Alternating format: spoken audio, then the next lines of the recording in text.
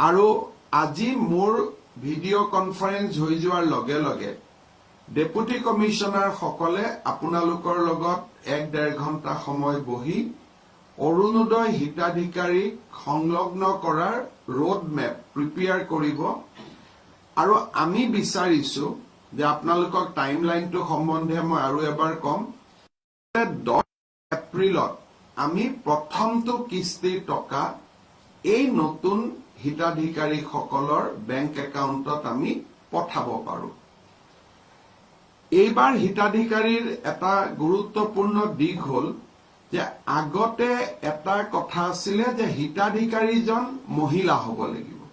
যে যিয়ে নহওক কিয় ফ্যামিলিৰ এগৰাকী মহিলাৰ নামতহে এই টকাটো যাব এইবাৰ আমি এই ডেফিনেশনটো অকনমান বহল কৰিছো আৰু আমি কৈছো যে দিব্যাংগজনৰ নামতো এই টকাটো যাব পাৰিব ওয়ান ফ্যামিলি ওয়ান অৰুণোদয় কিন্তু বেংক একাউণ্টটো আগতে কৈছিলো আমি যে অকল মহিলাৰ নামত হ'ব এই আমি কৈছো যে যদি ফ্যামিলিত দিব্যাংগ আছে বা ট্ৰান্সজেন্ডাৰ আছে তেওঁলোকৰ নামতো এই অৰুণোদয় হিতাধিকাৰী আমাৰ যাব পাৰি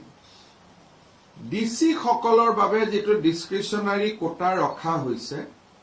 বৃদ্ধাশ্ৰমত যদি বৃদ্ধ আছে বৃদ্ধা নহয় বৃদ্ধ আছে আমি বৃদ্ধকো অকল এটা ক্যাটেগৰীত পুৰুষ বাকি পুৰুষ সোমাব সেই ক্যাটেগৰীটো হল